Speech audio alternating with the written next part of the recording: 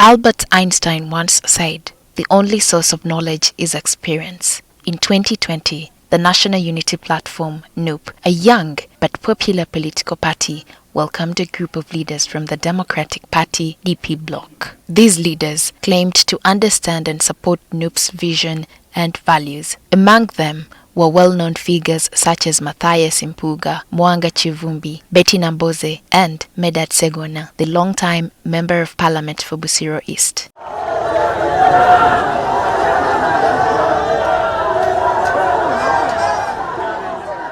However, things have since changed. In 2024, Matthias Impuga fell out with NUP over corruption allegations and later joined a different political group. Not long after, NUP began issuing party cards to members who wanted to run for parliament in the upcoming elections. Surprisingly, some of NUP's top names, including Medard Sseggona, did not receive party cards. This shocked many, especially considering Sseggona has represented Busiro East for over 15 years and has been a strong supporter of NUP for the last 5 years. The public was eager to see what move he would make next. Many speculated he might run as an independent candidate, and he did not disappoint.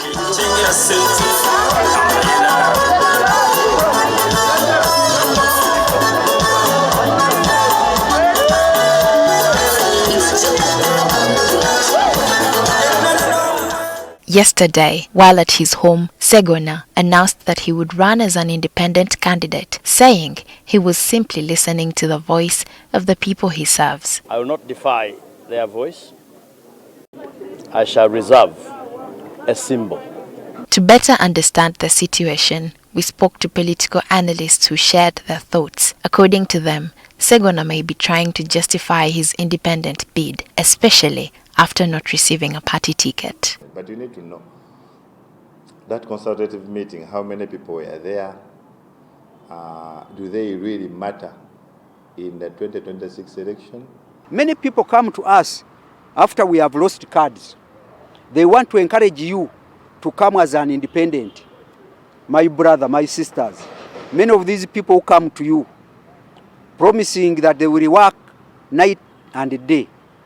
They will work heaven and earth to make you win that constituency as an independent, are only money seekers. Some believe Ssegona's close relationship with Matthias Impuga might have worked against him. In their view, Sseggona struck a deal with the devil by siding with someone who had already left NUP under controversial circumstances. It is also worth noting that almost all former DP bloc members except Mwanga Chivumbi and Betty Namboze were not given NUP party cards. Last time he said that he scored, he got over 80,000 votes and above, which is true, but that was not his power. That was the power of NUP. And if he wants to know and test his power, let him go there as an independent candidate. He will not score 40,000 votes. And if he scores that, I will give him my 2 months salary. Kyagulanyi and his NUP got 788,000 votes from this Kampala metropolitan area, the 17 constituencies. And NRM, which was nearer to NUP, got 233,000 votes. That is a difference of 550,000 votes.